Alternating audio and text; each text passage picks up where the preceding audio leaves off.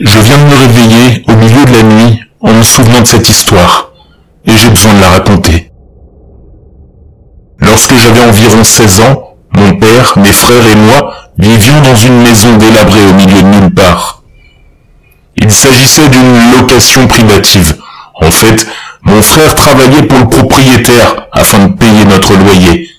Notre propriétaire ne nous a jamais paru particulièrement effrayant, mais c'est peut-être parce que je sortais rarement lorsqu'il venait parler à mon père, et il n'osait pas faire quoi que ce soit devant lui. Un jour, j'étais seul à la maison.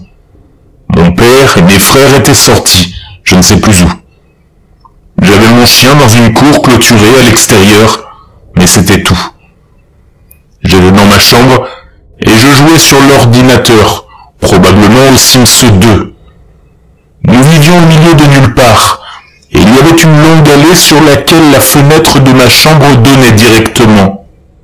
Je ne voyais ni n'entendais personne emprunter l'allée.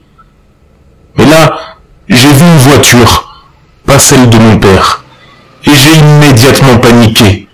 J'ai couru fermer tous les stores de la maison, éteint toutes les lumières et vérifié que les portes étaient bien verrouillées.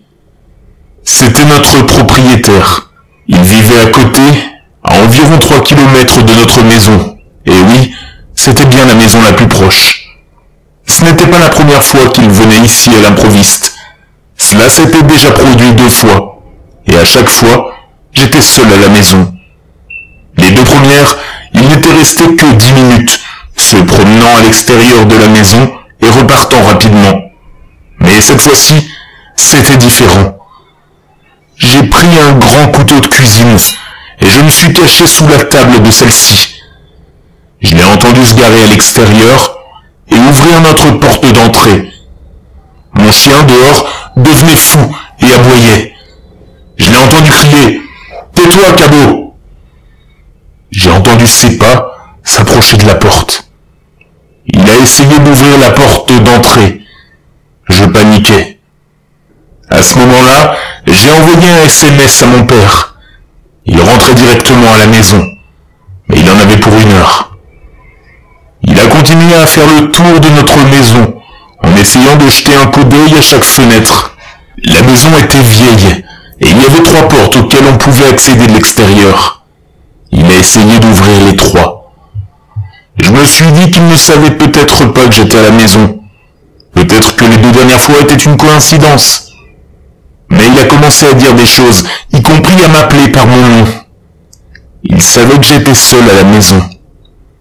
Je ne pouvais pas entendre ce qu'il disait d'autre à travers les doubles murs de briques, mais j'ai rampé tranquillement dans la maison, en suivant sa voix d'un bout à l'autre du couloir. J'essayais d'entendre ce qu'il disait. C'est alors qu'il a dit quelque chose que je n'oublierai jamais. « Je vais brûler la maison, mais je te laisserai sortir d'abord. » Bien sûr, je ne l'ai pas pris au sérieux.